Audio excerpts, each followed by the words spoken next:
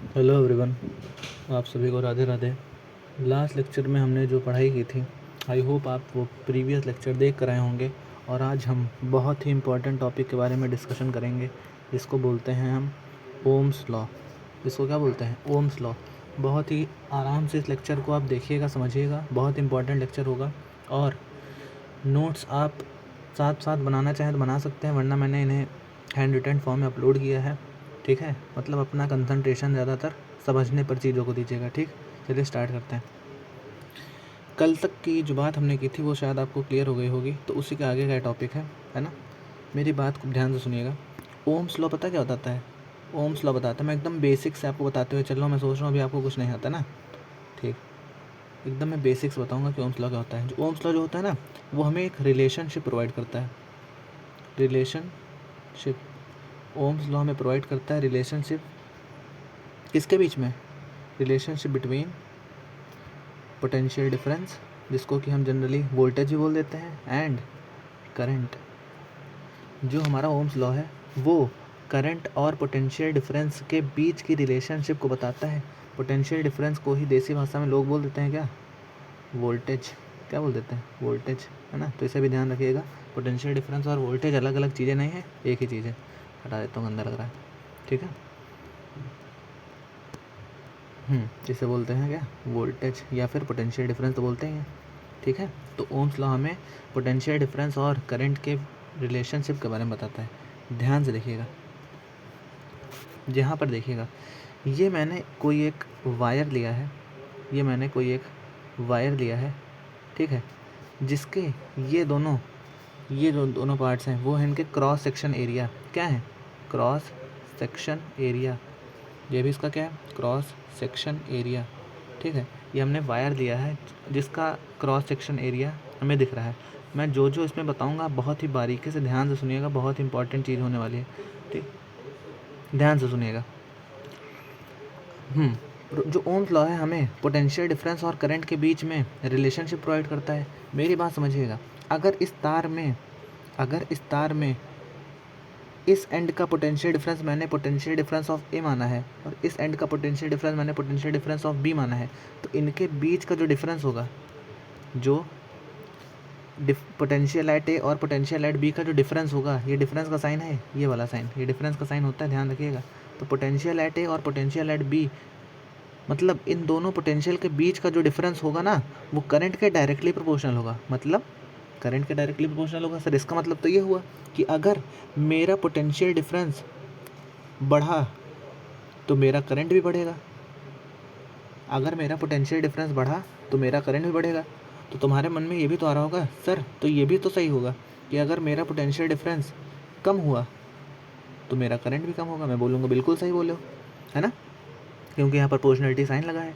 यही है Ohm's law, कि ओम्स लॉ कहता है कि किसी भी वायर के एंड्स पर जो पोटेंशियल डिफरेंस होता है ना, वो करंट के डायरेक्टली प्रोपोर्शनल होता है। और ये एल क्या है? ये एल है लेंथ ऑफ द कंडक्टर, है ना। अरे भाई वायर है, वायर तो कंडक्टर होगा, है ना। तो कुछ भी कल को हो जाए, एल उसकी कंडक्टर की लेंथ को मानना तुम, और पोटेंशियल उसके एंड्स को वी ए और वी बी से रिप्रेजेंट करना। ठीक है, जो हम न्यूमेरिकल सॉल्व करना। अब आगे चलते हैं, ध्यान से इस बात को और गहराई समझते हैं। जो मैंने आपको बताया क्लियर हो गया कि ओम्स लॉ में क्या बताता है? रिलेशन देता है पोटेंशियल डिफरेंस और करंट के बीच का। ठीक, अब तुम्हारे लिए एक छोटा सा एग्जाम्पल, ध्यान से समझना। मैंने बोला, मैंने क्या बोला? वाइट चलेगा यहाँ पे? हाँ चल तो रहा है, पर सही नहीं लग रहा। Yellow yellow yellow yellow yellow yellow सही रहेगा, ध्यान से देखना। मैंने बोला कि इस एंड का पोटेंशियल मुझे 16 वोल्ट दिया है, इस एंड का पोटेंशियल मुझे 8 वोल्ट दिया है। तुमने बोला जी सर, पर इसका यहाँ पर कहाँ काम है? ठीक, मैंने बोल दिया कि इस कंडक्टर में मेरा करंट है I1 और इस कंडक्टर में मेरा करंट है I2। ठीक है, ये आपको विजिबल नहीं होगा तो मैं एक मिनट रुक जाओ, एक सेकेंड, बस एक सेकेंड, सॉरी।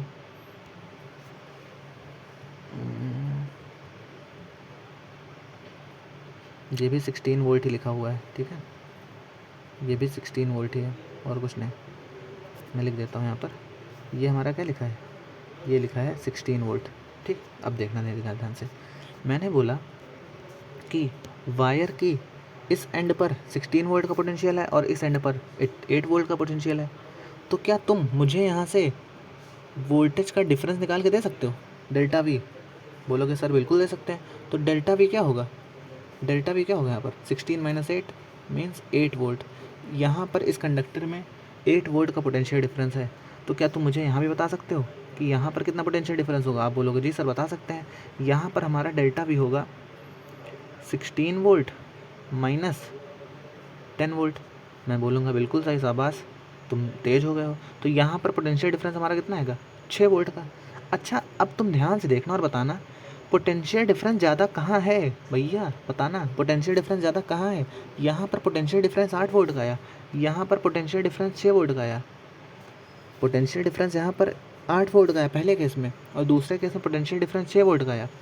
तो क्या तुम ये बोल सकते हो कि जो पोटेंशियल डिफरेंस होगा वो एक में ज़्यादा होगा और दो में कम होगा? 1 इज़ ग्रेटर देन 2, है ना। पोटेंशियल डिफरेंस फर्स्ट केस में ज़्यादा होगा इस वाले केस में, और सेकंड केस में कम होगा। तुम बोलोगे बिल्कुल सही। तो क्या फिर तुम ये भी बोल सकते हो कि अगर मेरा पोटेंशियल डिफरेंस डेल्टा वी, मेरा पोटेंशियल डिफरेंस 1 में ज़्यादा था 2 में कम था, इसका मतलब जो मेरा करंट होगा I1 वो मेरे करंट I2 से ज़्यादा होगा। तुम बोलोगे जी सर अब समझ में आया तुम्हें, मैंने क्या बताया उतनी देर से। फिर से देखो इसे, यहाँ मैंने इस करंट को माना था I1 और इस करंट को मैंने माना था I2, है ना। इस करंट को मैंने माना था I1 और इस करंट को मैंने नीचे वाले को माना था I2। तो अगर इस कंडक्टर में I1 करंट है और इस कंडक्टर में I2 करंट है, यहाँ का पोटेंशियल डिफरेंस डेल्टा वी कितना आया था? यहाँ का पोटेंशियल डिफरेंस आया था 8 वोल्ट और यहाँ गया था 6 वोल्ट। ठीक, कहाँ गया? यहाँ का पोटेंशियल डिफरेंस आया था 8 वोल्ट और यहाँ का पोटेंशियल डिफरेंस आया था 6 वोल्ट। तो तुमने तुरंत देख के बोल दिया, क्या बोला तुमने? बोला सर इस कंडीशन में पता है अगर डेल्टा वी ज़्यादा है, तो अभी हम पीछे बढ़ के आए हैं कि डेल्टा वी डायरेक्टली प्रोपोर्शनल होता है करंट के। मतलब जिस भी कंडक्टर में पोटेंशियल डिफरेंस ज़्यादा होगा उस कंडक्टर में करंट ज़्यादा होगा। तो मैंने बोलूँगा कि फर्स्ट केस में करंट ज़्यादा होगा और सेकंड केस में करंट कम होगा। बात समझ में आई? तो हम यहाँ से क्या बोल सकते हैं? I1 is greater than I2, current के मामले में भी और पोटेंशियल डिफरेंस के मामले भी। बात आपको समझ में आ गई? अगर आपको ये बात समझ में आई तो मुझे ये बताना कि इसे मैंने पॉइंट बोल दिया A और इसे पॉइंट बोल दिया B, potential at A potential at B। यहाँ के करंट को मैंने बोल दिया I1, ठीक है। और एक और कंडक्टर ले लेते हैं जहाँ potential at A potential at B, और यहाँ के करंट को मैंने बोल दिया I2, ठीक है। अब बताना यहाँ पर potential at A potential at B, हमें पोटेंशियल एट A दिया है यहाँ पर 150 वोल्ट और पोटेंशियल एट B दिया है हमें 100 वोल्ट। यहाँ पर potential at A potential at B, यहाँ पर पोटेंशियल एट A दिया है हमें 200 वोल्ट और यहाँ पर मुझे दिया है 150 वोल्ट। अब मुझे जल्दी से बताओ कि I1 और I2 में क्या रिलेशन होगा? जल्दी से बताना, मुझे बताना तुम कि I1 और I2 करंट 1 और करंट 2 में क्या रिलेशन होगा। चलिए आपका 10 सेकंड का टाइम है, जल्दी से सोचिए और बताइए।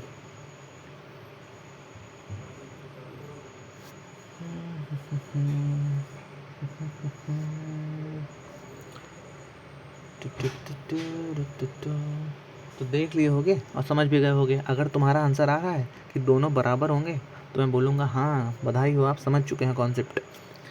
सर यहाँ पर 150 वोल्ट था, यहाँ पर 100 वोल्ट था, इनका जब हमने डिफरेंस निकाला तो पहले केस में आया हमारा डिफरेंस 50 वोल्ट का डिफरेंस आया, ठीक है।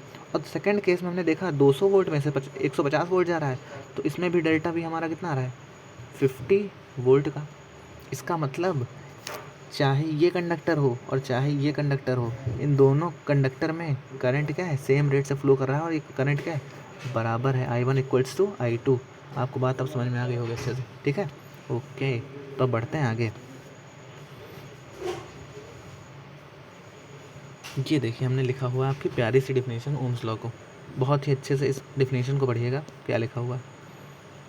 ओम्स लॉ क्या कहता है? ओम्स लॉ कहता है कि हाँ, potential difference across the 2 points of a metallic conductor is directly proportional to current passing through the circuit provided that temperature remains constant. Ohm's law एक बहुत ही इंपॉर्टेंट बात करता है जो मैंने आपको बताई। वो बोलता है कि पोटेंशियल डिफरेंस जो होता है किसी भी कंडक्टर के एंड पॉइंट्स पर वो डायरेक्टली प्रोपोर्शनल होता है करंट जो कि उससे पास कर रहा है सर्किट से, और वो वहाँ पर कितना टेम्परेचर है। और टेम्परेचर पता है ओम्स लॉ ने शर्त रख दी है कि जो हमारा टेम्परेचर होगा, जो भी हमारा टेम्परेचर होगा, अरे क्या चल रहा है, ओम्स लॉ कह देता है कि अगर किसी भी कंडक्टर को, अगर कोई भी कंडक्टर ओम लॉ फॉलो कर रहा है तो उसे एक शर्त माननी पड़ेगी, उसे टेम्परेचर को कांस्टेंट लेना पड़ेगा। मतलब हमारा ओम्स लॉ कांस्टेंट टेम्परेचर पर ही वैलिड माना जाता है, बात आप समझ लीजिएगा, ठीक है। अब थोड़ी थोड़ी सी बातें और मीठी मीठी सी मैं पीछे आपको पढ़ा के आया हूँ कि हमारा पोटेंशियल डिफरेंस डायरेक्टली प्रोपोर्शनल होता है आई के। तुम बोलोगे यस सर अभी तो पढ़ के आए, ठीक है। मतलब हमारा पोटेंशियल डिफरेंस अगर ज़्यादा होगा तो हमारा करंट ज़्यादा होगा, और हमारा अगर पोटेंशियल डिफरेंस कम होगा या वोल्टेज कम होगा तो हमारा करंट कम होगा, ठीक है। इसको मैथमेटिकली और कैसे रिप्रेजेंट कर सकते हैं, तो क्या मैं ये बोल सकता हूँ, थोड़ी देर के डेल्टा वी को हम वी ही मान लेते हैं, तो हम बोल सकते हैं वी प्रोपोर्शनल टू आई, बोल सकते हैं। अच्छा, प्रोपोर्शनलिटी साइन हटता है तो आप जानते हैं कि एक कांस्टेंट आता है ना।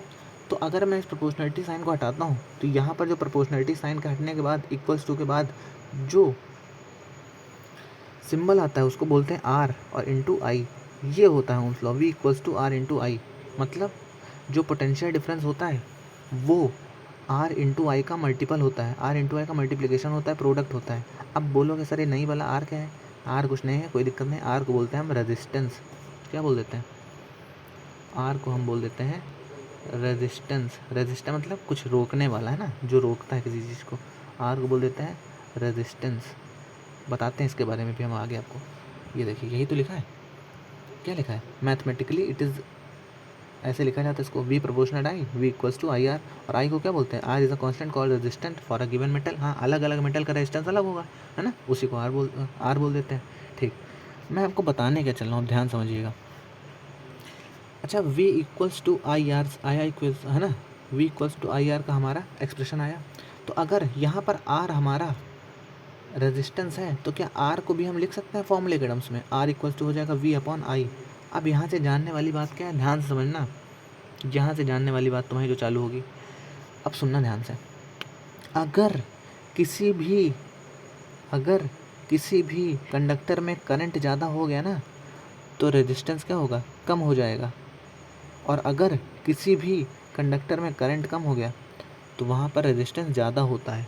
ये बात आपको नेक्स्ट लेक्चर में बहुत अच्छे समझ में आएगी जब हम इस पर डिटेल्ड डिस्कशन करेंगे। अभी के लिए आप इसको इतना समझ लीजिए कि इस वाले टर्म्स को ही क्या, इसी टर्म को क्या बोलते हैं, इसी को बोलते हैं ओम्स लॉ। और इस सिंबल को क्या बोलते हैं, इसको बोलते हैं रेजिस्टेंस। रेजिस्टेंस रेजिस्टेंस मतलब होता है किसी चीज़ का विरोध करने वाला, रोकने वाला, ठीक है। कोई बात नहीं, लोड नहीं लेना ज़्यादा, नेक्स्ट लेक्चर में इसे डिटेल डिस्कशन करेंगे इस पर। अब बढ़ते हैं थोड़ा सा आगे, कहाँ गया कहाँ गया कहाँ गया, अब आता है हमारा ग्राफ, कि आखिर ग्राफ, ओम्स लॉ का ग्राफ कैसा बनता है, ओम्स लॉ का ग्राफ कैसा बनता है। अरे यार तुम तो शेर हो गए, खुद ही बता दो ओम्स लॉ का ग्राफ कैसा बनता है। सर अभी आप पढ़ा के आए पीछे कि डेल्टा वी प्रोपोर्शनल होता है आई के, मीन्स मेरा अगर पोटेंशियल ज़्यादा होगा तो मेरा करंट ज़्यादा होगा, मेरा पोटेंशियल डिफरेंस कम होगा तो मेरा करंट भी कम होगा। ये तो पढ़ के आओ पीछे, पढ़ के आओ ना, चीता हो गए हो तुम तो, तेज़ हो गए हो। फिर से बता दें, पोटेंशियल डिफरेंस ज़्यादा है ना तो करंट ज़्यादा, पोटेंशियल डिफरेंस कम तो करंट कम। अच्छा खुद बताना आप, अगर ये कांस्टेंट टेम्परेचर पर वर्क कर रहा होगा तो पोटेंशियल डिफरेंस, ये देखो ये ए, कंफ्यूज ना होना, ये क्या है, ये वोल्टेज है और ये क्या है, करंट। हाँ, अब इनका ही वी वर्सेस आई ग्राफ हमें बढ़ना है। पोटेंशियल डिफरेंस ज़्यादा तो करंट ज़्यादा, पोटेंशियल डिफरेंस कम तो करंट कम। मतलब ये दोनों एक दूसरे पर एक ही तरह से डिपेंड कर रहे हैं कि नहीं कर रहे हैं। मतलब एक बढ़ेगा तो दूसरे को बढ़ना पड़ेगा, एक घटेगा तो दूसरे घटना पड़ेगा। तो ऐसी कंडीशन में हमारा ग्राफ कैसा आता है, हमेशा एक स्ट्रेट लाइन आता है, कुछ ऐसा ग्राफ बनेगा हमारा, है ना। तो याद तुम्हें यहाँ पे क्या रखना है, तुम्हें याद यहाँ पर ये रखना है कि जो हमारा v वर्सेस आई ग्राफ होता है, v वर्सेस आई ग्राफ होता है, वो हमेशा एक कांस्टेंट स्लोप देता है ना, वो हमेशा एक कांस्टेंट स्लोप देता है। किसके लिए? ओमिक कंडक्टर के लिए।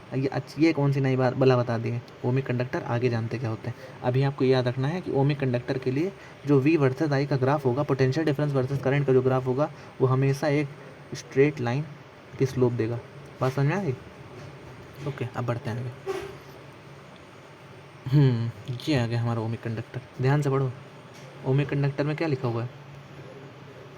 ओमिक कंडक्टर कुछ बताता है हमें। क्या बताता है? ध्यान से पढ़ना।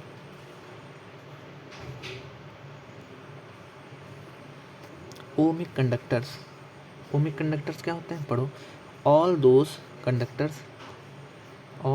Conductors which follow Ohm's law are called ohmic conductors. All those conductors which follow Ohm's law are called ohmic conductors. ये तो बहुत बेसिक सी बात हो गई सर। मतलब अरे वो सारे कंडक्टर जो ओम्स लॉ को फॉलो करेंगे वो ओमिक कंडक्टर होंगे। मैंने बोला हाँ, समझ तो गए।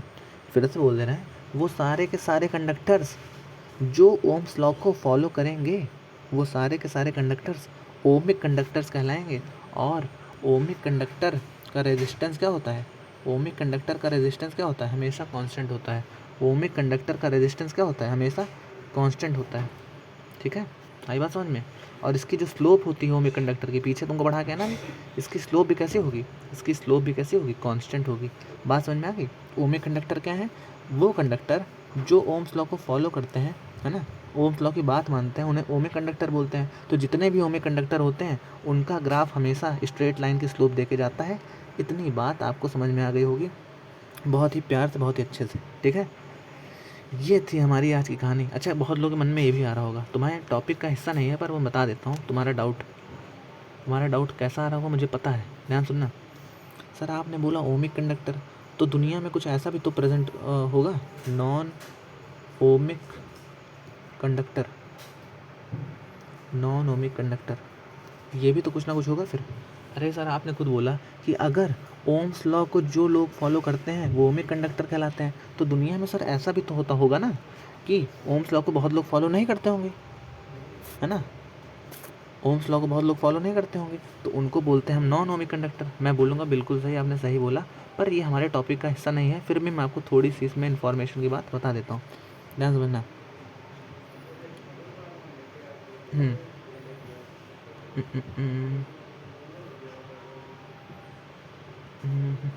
ये लो, तुम्हारी दिक्कतों को हम ख़त्म कर देते हैं। इधर मेरा करंट है और इधर मेरा पोटेंशियल डिफरेंस है। अच्छा, ये मत कंफ्यूज हो जाना कि इधर वाई एक्सिस पे करंट कभी आप लेते, इधर एक्स एक्सिस पे कभी आप वोल्टेज ले लेते हैं। हम अपने हिसाब से एक्सिस बदल कर कुछ भी करें भैया, आई वी प्रोपोर्शनल टू आई है, तो एक तरीके से वोल्टेज बढ़ाओ करंट बढ़ेगा, तो एक्सिस चेंज कर सकते हो ना तुम अपने तरीके से, है ना। तो मैंने इधर इस समय आई लिया, इस समय वी लिया, तुम कल को उधर वी ले लेना, इधर आई लेना, ठीक है। तो ये कोई बड़ी मुद्दे की बात नहीं है, समझना हमें क्या है। पर जनरली तुम्हारे सिलेबस में वी को ऊपर वाई एक्सिस पर रखा जाता है और आई को एक्स एक्सिस पर रखा जाता है, ठीक। कोई दिक्कत की बात नहीं, हमें समझना क्या है। हमने बोला कि ओमिक कंडक्टर वो कंडक्टर होते थे जो ओम्स लॉ को फॉलो करते थे। तो तुम्हारे मन में डाउट आ गया जल्दी से कि नॉन ओमिक कंडक्टर क्या होंगे सर फिर। अरे मैंने बोला छोटू, नॉन ओमिक कंडक्टर वो कंडक्टर होंगे, बता कौन से, जो ओम्स लॉ को फॉलो ही नहीं करेंगे।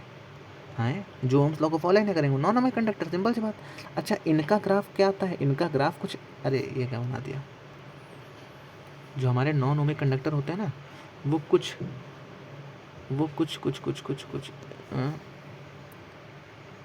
ऐसा दिखते हैं। जो हमारे नॉन ओमिक कंडक्टर होते हैं ना, वो कुछ हमें ऐसी ग्राफ की स्लोप देकर जाते हैं। मतलब हर पॉइंट पे नॉन ओमिक कंडक्टर की स्लोप क्या होती है? अलग अलग। इस पॉइंट पे स्लोप अलग होगी, इस पॉइंट पे स्लोप अलग होगी, हर पॉइंट पे स्लोप अलग होगी। बात समझ में आई?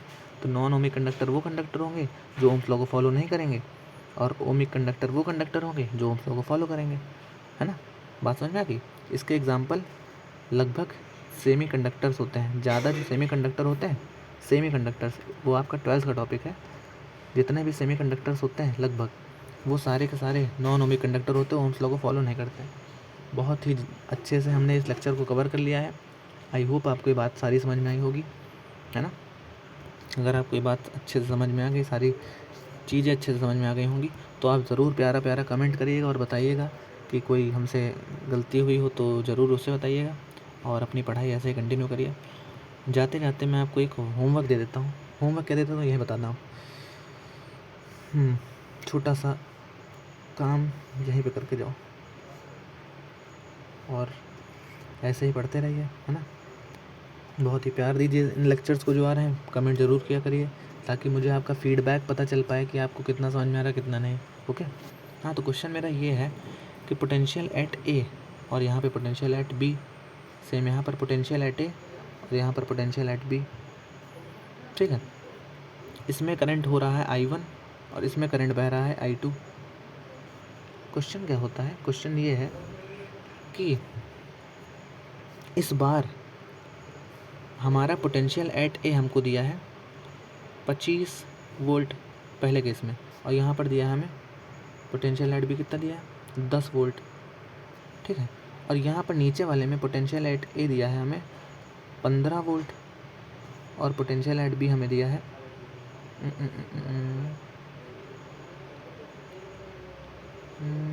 चलो 5 वोल्ट ले लेते हैं, 5 वोल्ट।